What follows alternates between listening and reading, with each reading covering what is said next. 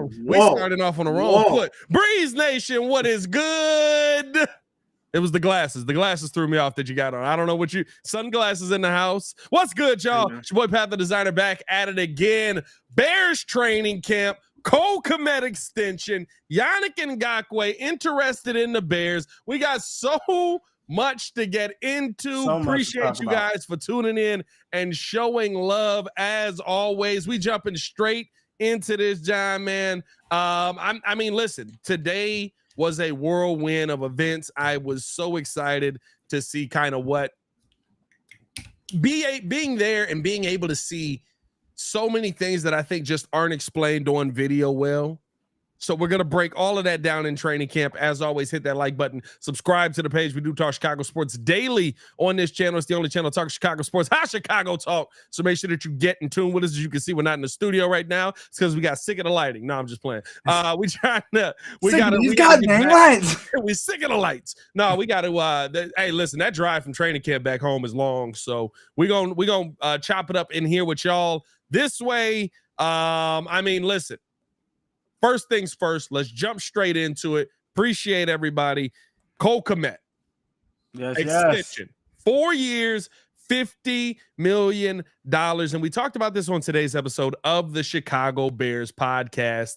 And I mean, when you kind of look at what the deal is at its core, you look at next season and you start to have some questions, but you're hopeful. Cole Kmet's a guy that had 7 touchdowns last season. He's going to get $20 million next year. That will make him the 4th highest paid tight end in the NFL. His guarantees, I believe, are also, let me pull this up here, per Courtney Cronin. She tweeted this out earlier right after we had left practice. Kmet's 4-year, $50 million extension has $1.55 million more in guaranteed money, 32.8 than the deal Jonnu Smith signed a couple of days ago. $20 million in the first year is 4th among tight ends. And here's the part where realistically I get probably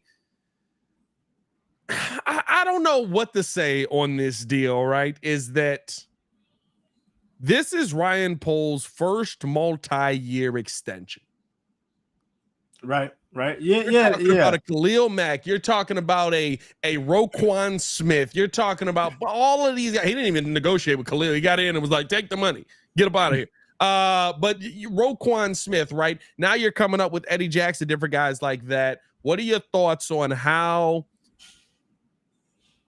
Cole Kmet ends up being Ryan Poles' first multi-year extension?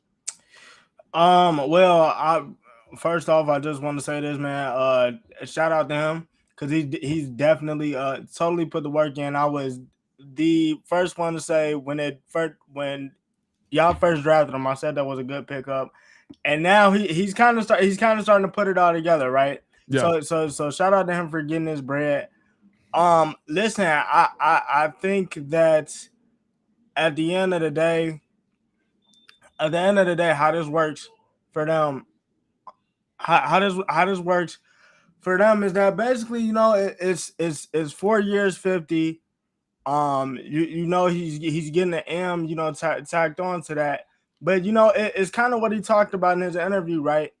Cole embodies and brings the things that you want to see out of a Chicago Bear. And he also talked about in his interview that he's definitely turned around and he's put the work in on the field. So now it's time for him to get paid. So when it comes down to it, it looks like this is going to be his staple deal. Like, it wasn't a bad deal, but he also said they've been negotiating that since minicamp.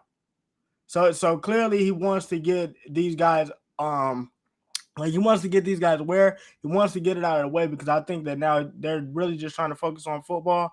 But yeah. I think he's got one of those staple deals out of the way now.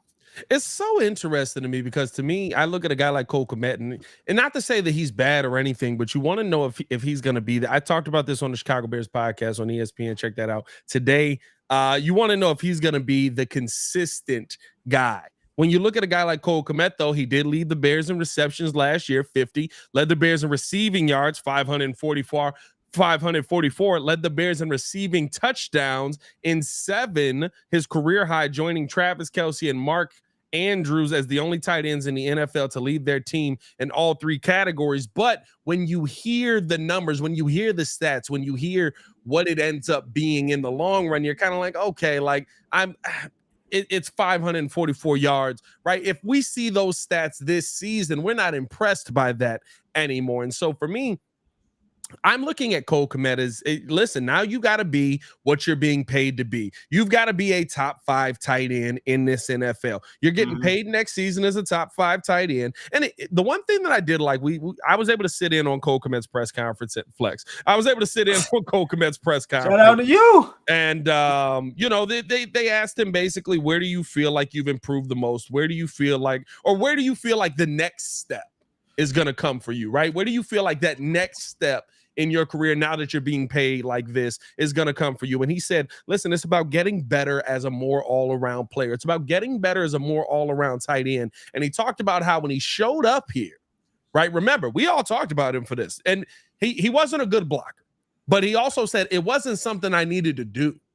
It wasn't something I did in college when we got here with Nagy. Nagy was basically trying to make him Travis Kelce, right? And he ended up needing to be a blocker based on the fact that you had no offensive lineman that could stand in there and do anything. Mm-hmm. I mean,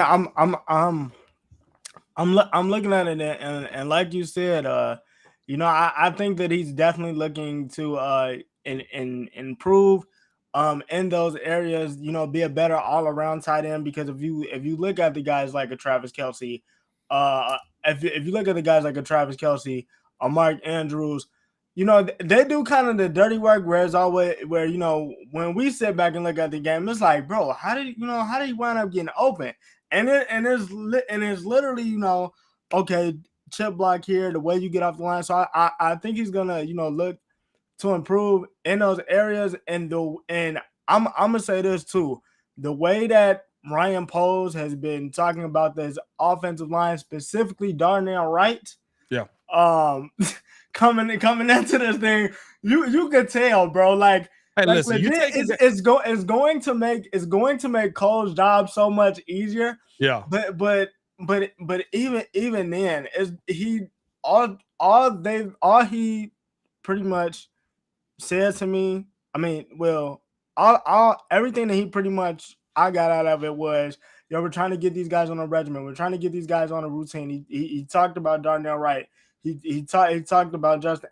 He talked about Justin. Like, once the offensive line gets right, that's gonna make Cole's job so much easier. And I can tell, like, he cannot wait for us to get the actual football so you can see the product on the field, because he's so high on these guys right now. Well, and it's not even him to me, right? Like, the line is definitely going to help. I think that, but the fact that you've got Robert Tonyan, we talked to Matt today, and I ain't gonna lie to you, the chat cookie you for these glasses, which is hilarious because they've been hyping you up. Now, I'm not gonna lie to you, y'all did this, y'all made this monster, y'all was hyping him up about the glasses in the studio. Now he wearing the glasses at the crib, y'all not on him. Just because his mattress is sticking out a little bit in the corner over there don't mean that y'all can fry my man. Don't worry about it. Anyway, so first off, he looks like Anderson .Paak. Let's stop with everything else. He looks like Anderson .Paak. It's an Anderson .Paak. I can't unsee it, bro. You can. Nobody can unsee it now.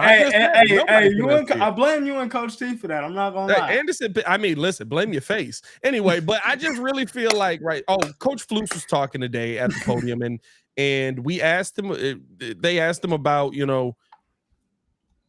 basically what is having Robert Tonyan with Cole Kmet do with this offense. And Coach Flus said it flat out: mismatches.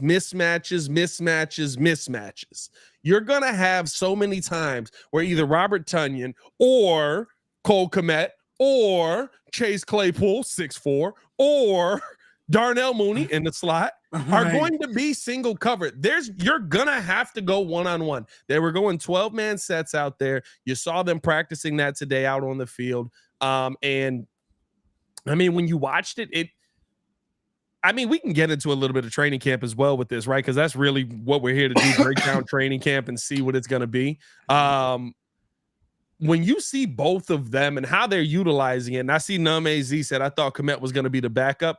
I didn't realize how they were. I knew they were going to do some twin tight end, but when you see it, you see Tunyon out there kind of as the Y, right? Like, so he's doing a lot more movement than I thought he was going to be doing, and how he's going out there and just creating options for Justin Fields. And I mean, Justin Fields looks literally like I have nothing but options in front of me, and he's making quick decisions. He's being precise with his decisions. There's a couple of balls that he threw out there that I literally looked at, and I mean, like, maybe there was 2 passes today that I said he should have been able to make that pass. You shouldn't have thrown that one. There's one pass where it was to Claypool on the right side. He forced it. He should have dirted it. He forced it. It didn't end up getting picked off, just ended up getting knocked down. But those are things that sometimes happen in the game. I'm glad it's happening day 1 of training camp, and we can get it out of the way, right? A coach should have been in his ear telling him basically, hey, that's not the move we want to see. That's not the play we want to see you making there, blah, blah, blah. But I think that more times than not, the fact that there were so many options, and the one thing that Justin Fields did today that I don't know if I haven't listened to any of the other podcasts. I don't know if Justin is, or if this was talked about, but I saw Justin take the underneath route more times than not. It's going to be there. It's going to be there. And I think that's the thing. It's going to be there. And the thing about it is, like, that's how you, even when you get into those longer situations, right? You talk about, like, okay, let's say, for example, like a 2nd and 15. And we need to get to like a 3rd, and we need to get to like a 3rd and 7, like a 3rd and manageable at least. Yeah. You take that underneath. You know, now whoever you got in the backfield gets you 5, 7, maybe 10 yards.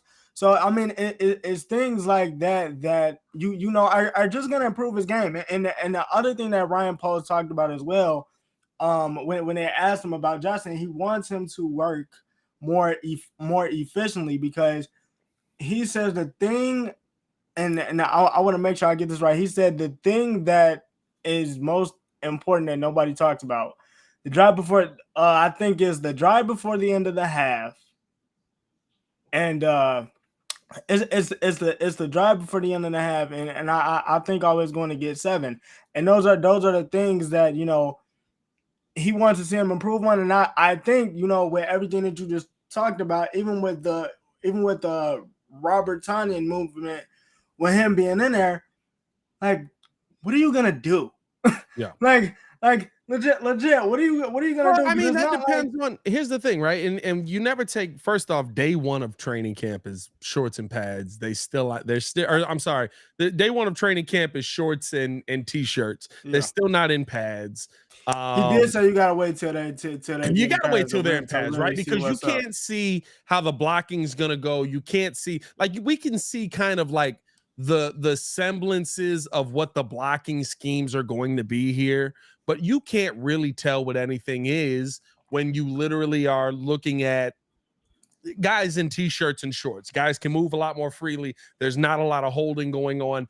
We were seeing the refs out there throwing some flags and different things like that, but at the end of the day, it's not a real estimation of what's going to happen on the field. But there were times today where you saw you know, Darnell Wright got beat one time. There was a time on the left side where Braxton Jones ends up getting beat. And the question mark is, right now, when all of these weapons are there, is that offensive line going to hold up for Justin Fields to be able to utilize them? That's everybody's question. That's the thing that we're still waiting to see. I think for the most part, it looked okay, but you're not seeing guys plugging holes right now. You're not seeing guys attack the same way as if there's pads on, or, you know what I mean? It's just, it's basically a glorified walkthrough is what we saw today. And not to say I'm not excited about it. I enjoyed it. I thought that it was good to see Justin Fields look as crisp as he did, how he attacked, how he made his moves, how quickly he made his decision making, how good his footwork was. And the one thing that still stands true, and I think people need to understand this the most out of anything else, the one thing that still stands true is Justin Fields, even with protection, will still have times where he has to turn plays into an extended play. He can absolutely do that on a consistent basis. There's a couple times the pocket's coming around him. He steps up, side steps. Now he's outside the pocket, throwing it to the right side. Boom, touchdown. I thought that there was some really good things to see today from Justin Fields. And the number one thing I saw, and Flus talked about this as well, was how comfortable certain guys were their second year. Remember last year, all we were hearing about was people just, hey, we got to run to every play. We got to run to the next set. We got to like full sprint. Man, I'm telling you, they still running, but you can tell who's sprinting and who's not. Yeah, I mean, and the thing that stands out to me, especially this year from last year, essentially everybody's in their second year. Yeah. And when I say everybody, I mean everybody. We talking about Poles, Getsy, like everybody's in their second year. But the thing about it is that the Poles was talking about continuity and comfortability. Comfortability. Yep, you had to work through it. Comfortability. There we go. Yeah. Everybody's getting it together and getting in a groove. And I think that once everything fully comes together, you're going to see the full extent of this team. Now, real quick before you go, I want to ask you this question because we talked about the offensive line a little bit.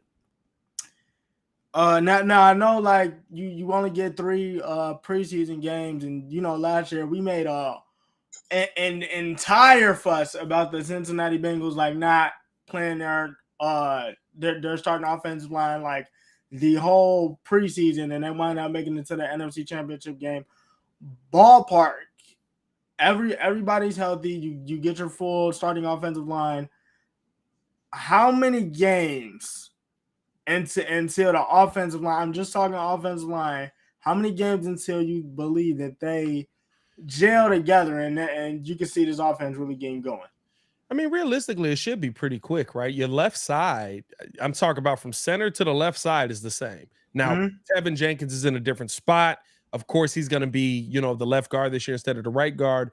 But I think that's going back to a natural side. It's going back to, remember, he was drafted as a left tackle. He's going back to the natural hand that he used on that left side. He's going back to, the steps that he had with the guard skills that he learned on the right side. It's almost like he gets to flip his brain back around and gets the opportunity to be on that left side. So I don't expect it to take very long. I think on the right side, though, Nate Davis and Darnell Wright are the ones that you're kind of trying to get to come along as well. But the part that is so different from this season than last season, they've all been here. Even with the Bengals, I think guys got banged up in training camp last year. I think guys were banged up in OTAs last year as well. These guys have all been here, all 5. Starting 5, you saw it. And, I mean, you saw it today at practice where when these guys made us, that there was one time where Braxton Jones ended up getting a false start. They like put the flag up to let them know, yes, that will be a flag in a regular game. But outside of that, on day one went as good as you can hope a day one's going to go. You didn't see a lot of penalties. I might have saw 2 flags thrown by the NFL officials that were there. You didn't see a lot of guys who were who looked like they were having to repeat things over and over again. You didn't see a lot of guys who, I'm going to be honest with you, I didn't even see a ton of drop balls. I saw a couple of balls that were overthrown by some of the backup groups, but even like PJ Walker and those guys out there, you can tell that they're just, again, that word, comfortable in this system. And so for me, I think that this is going to be a really, really good opportunity for the Chicago Bears to go out there and start this season, especially with as many people who are in the second year of the season, in a spot that we haven't started the season.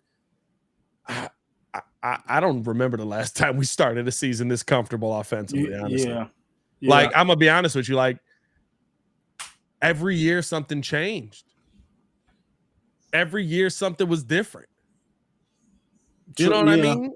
Like when is the last time that we saw this? When is the last time that we had something like this? I even the second year of Nagy, the offense was supposed to change because now Mitch can dig deeper into the playbook, which didn't happen either. You know what I mean? Hit that like button, subscribe to the page, man. Do Talk Chicago Sports daily on this channel. Only channel, Talk Chicago Sports, how Chicago talks. Make sure you stay in tune with us, man. Yeah, man. That I mean, like I said, I think for me, this is one of the. I feel like this is the best possible. I want to say this is the best skill group that the Bears ever had offensive wise. Probably not. No. Alshon Jeffrey, Brandon Marshall, Martellus Bennett. Who was our running back on that team? That wasn't Matt. No, before that. Before not even Bennett wasn't even on that team. Who am I thinking? Alshon Jeffrey, Brandon Marshall, Matt Forte, Jawan Howard. I'm trying to was Bennett Howard. our tight end? Martellus Bennett might have been our tight end on that team. That's probably still the best skill group that we had. Howard was a running back, I believe, but that's probably still the best skill group that we had. Yeah, but realistically speaking, DJ, I'm gonna tell y'all this right now, and I know that we're very. Was that Langford? That might have been Langford. Might have been Langford. Thank you. I'm gonna tell y'all this. I know that, and I'm gonna say this right here. We've questioned it in minicamp.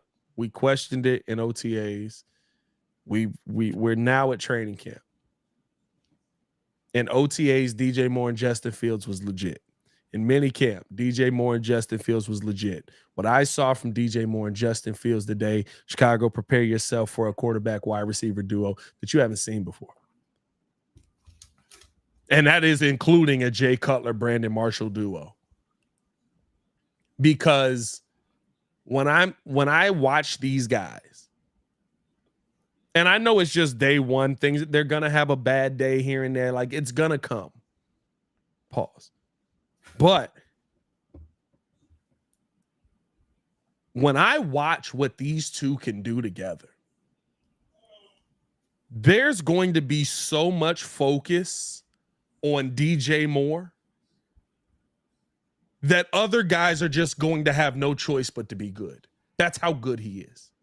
He had a play today down the right sideline. Justin Fields extended. I think the Bears tweeted it out. DJ Moore, Justin puts it up. DJ Moore falling in the back of the end zone. It's in the perfect spot. And it's like Baki just tweeted me this video. I saw this video a little bit right before we went live. LaDainian Tomlinson talking about why Trevor Lawrence is lower than Justin Fields on this. It's because he basically said Trevor Lawrence cannot do what Justin Fields can do with his legs, but Justin Fields can throw the ball like Trevor Lawrence 110%. Justin Fields can throw. That's true. You're tweaking if you don't think he can. Like, my God. Like, this man, what I saw today, and the thing that I wanted to see was, and J-Mac, he articulated this so elegantly.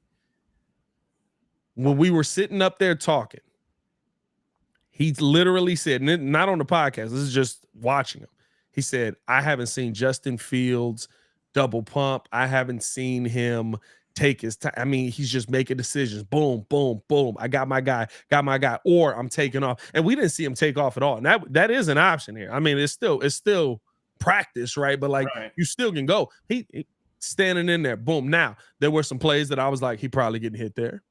I'm not gonna lie to you. The player that I'm concerned about right now, at least, and I'm not concerned deeply by anybody right now early on, but there was some blocks with Khalil Herbert that I was like, hey man, like I don't know.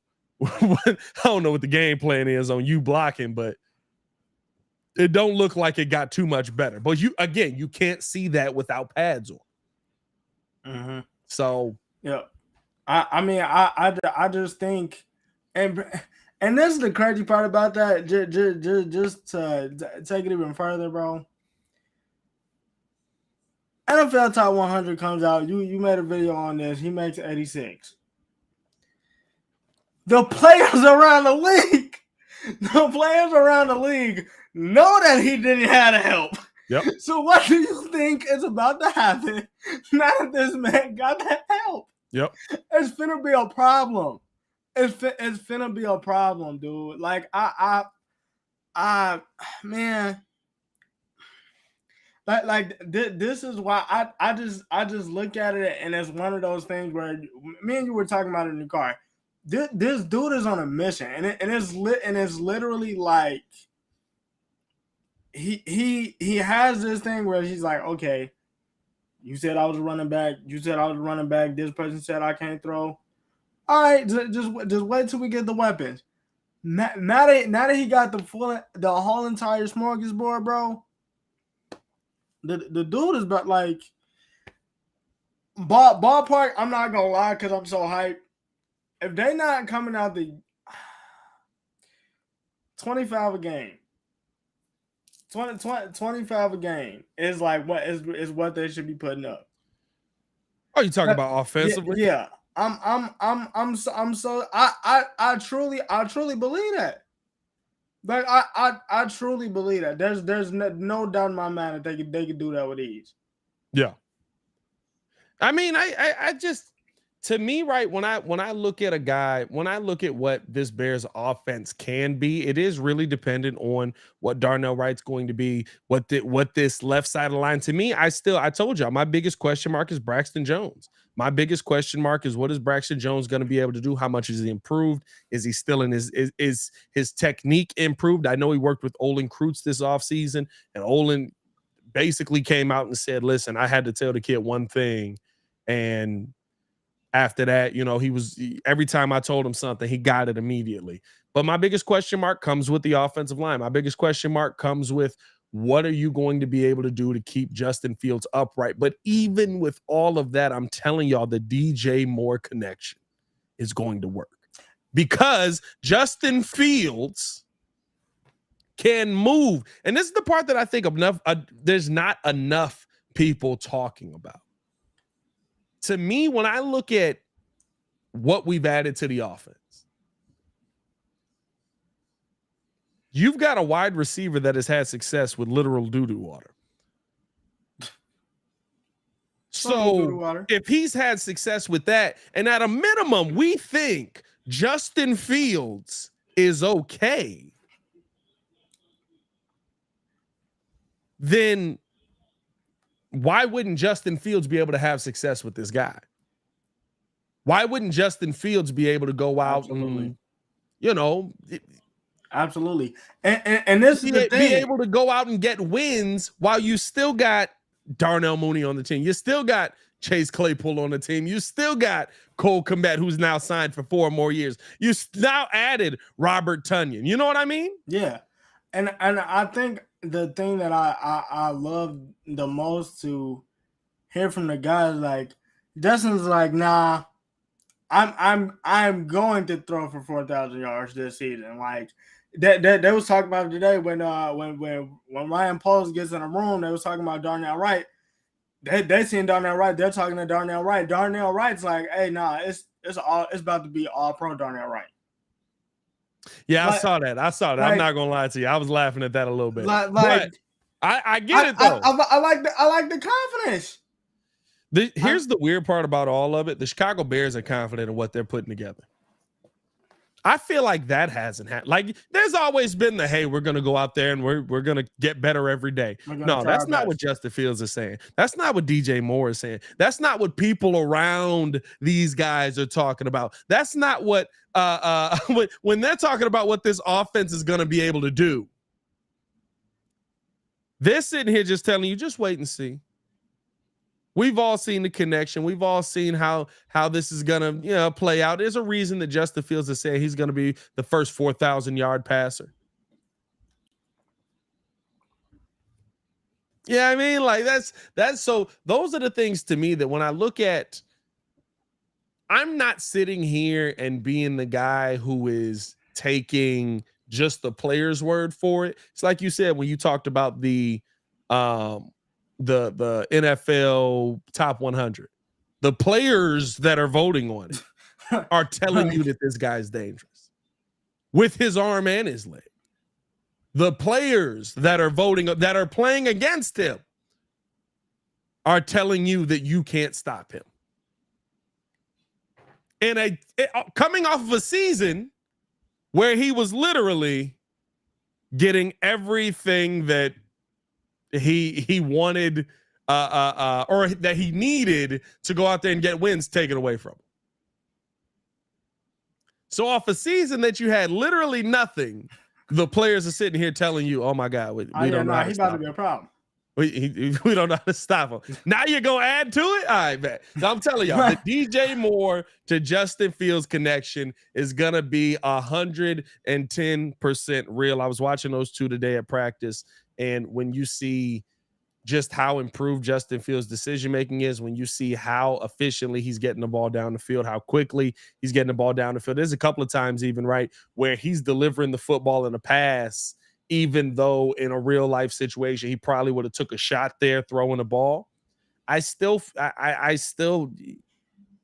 there's just, you can't tell a ton without pads and stuff on, but you can just tell that symmetry is already there. And the crazy part about it is, right, like Mooney's still in his offense. Like if Mooney's healthy as well, because Posa also said that, you know, him and Claypool are ramping up. You know, like once they're done, they'll get the reports back and they'll go from there, is what he said.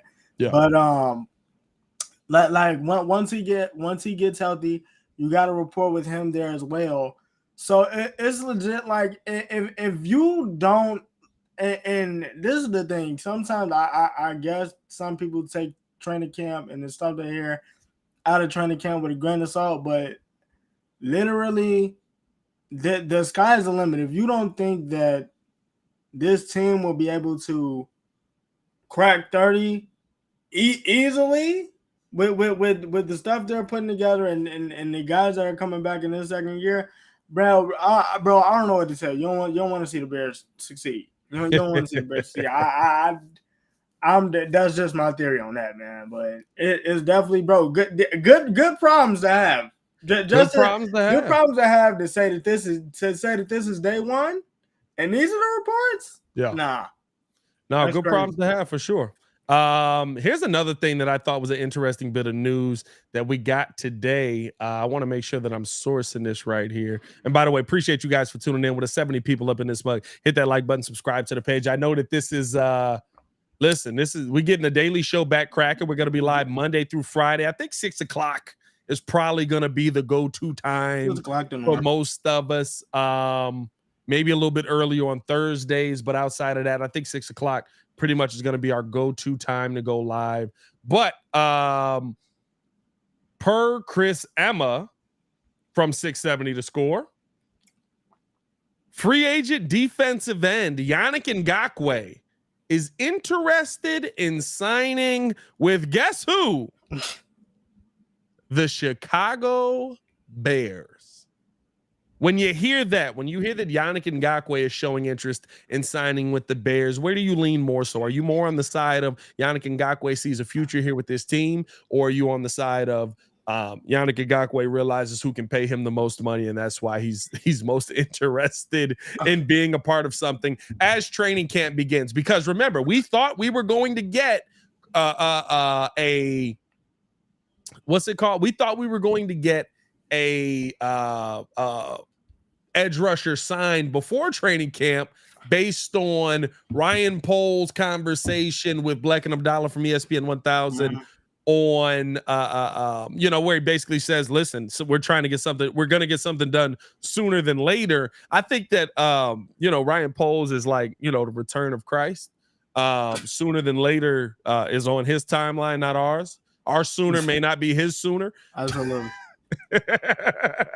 Soon, before the season starts. I mean, listen, what do you think about Yannick Ngakoue wanting to be here?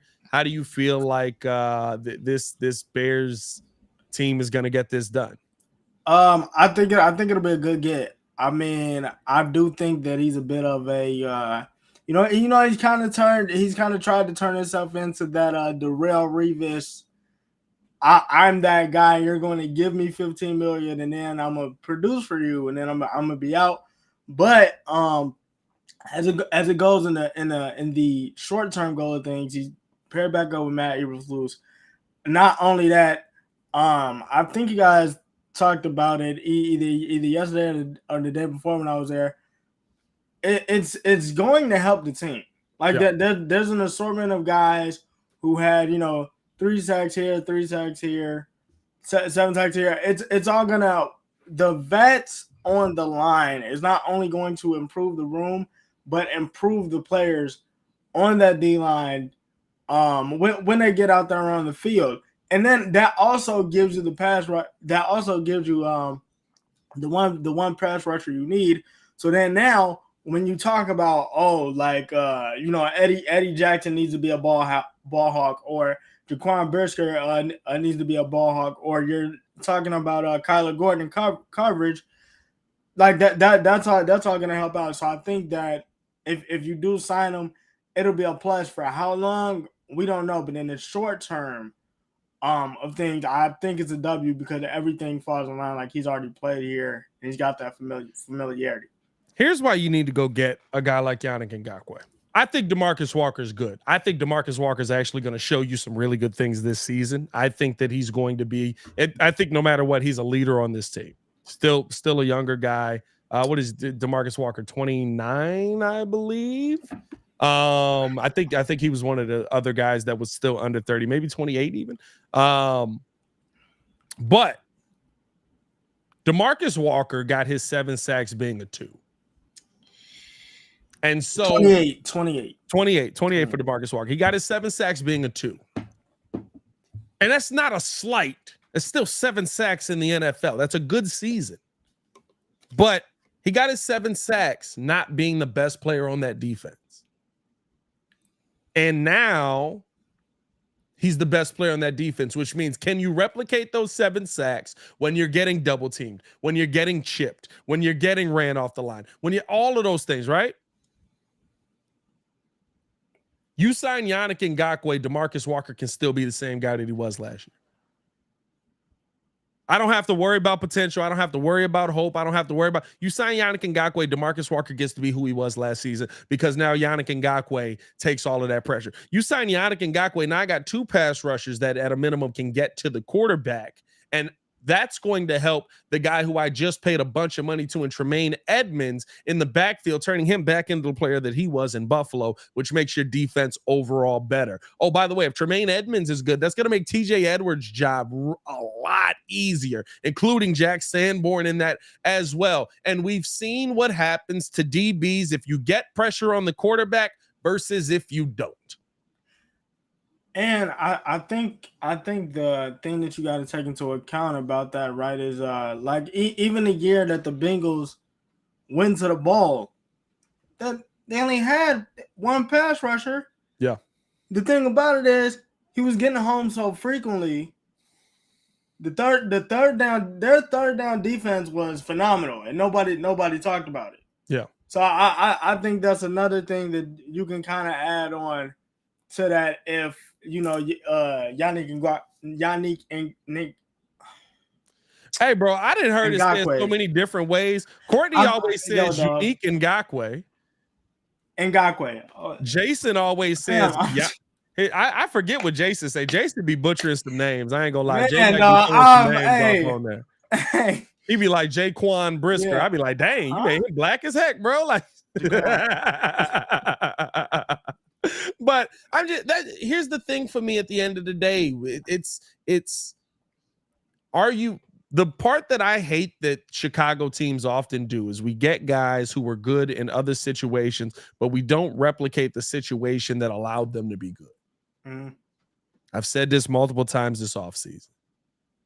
I think that if you go get a Yannick Ngakoue, you add that to DeMarcus Walker, Andrew Billings still on that line. Now you're allowing hopefully Javon Dexter and or Zach Pickens to have an easier time coming up the middle. But of course, Justin Jones is there, who also was a nice run stopper out in San Diego, or out in LA, I should say.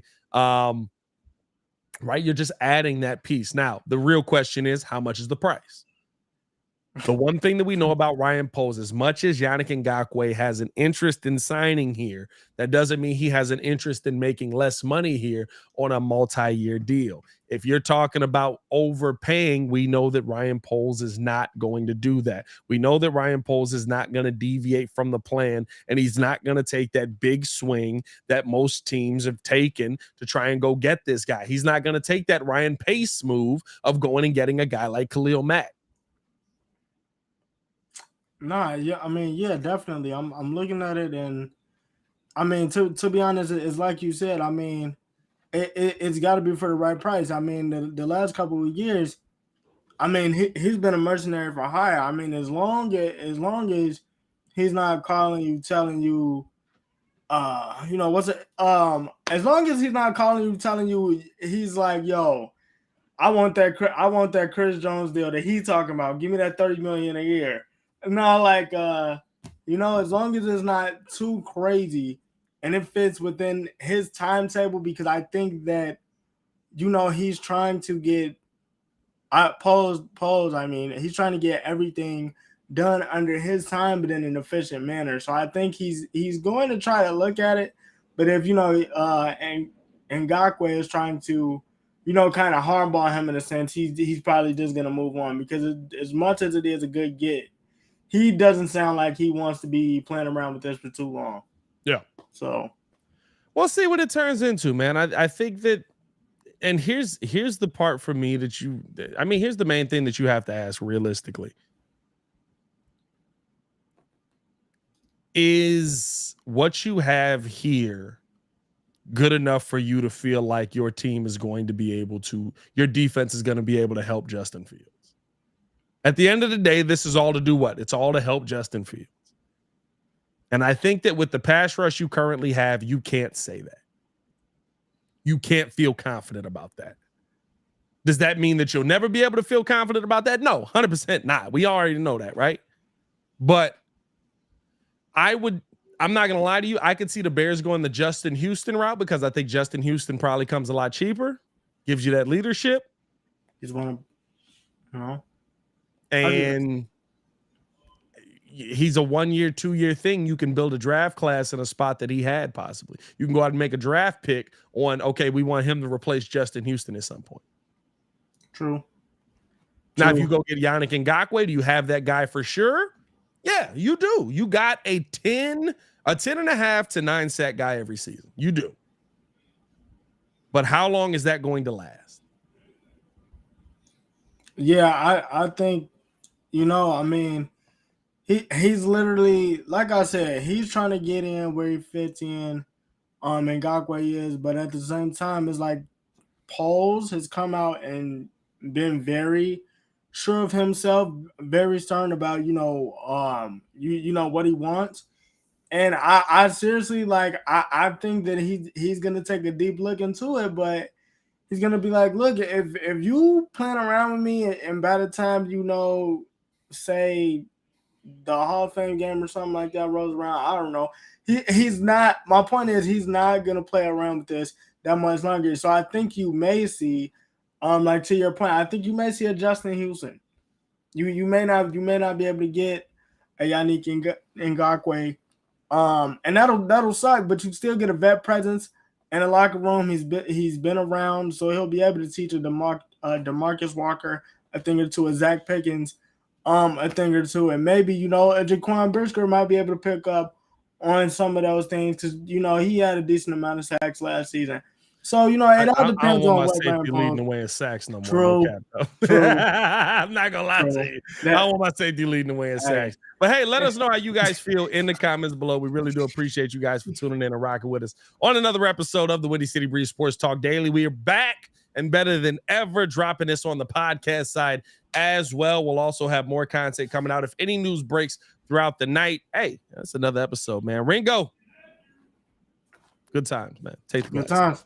Y'all stay safe out there. As always, Chicago. Follow us on everything at Pat the Designer, at Stefan Nadon. I don't even know how to do yours. Yours is Find the weird. down one. Just You got replace it's a 3 in there somewhere though. Hold just on. replace the E with a Follow 3. me at Pat the Designer. Follow him at Stefan the Don 1. Hey yo, y'all stay safe out there, Chicago. Appreciate y'all for showing love. Peace.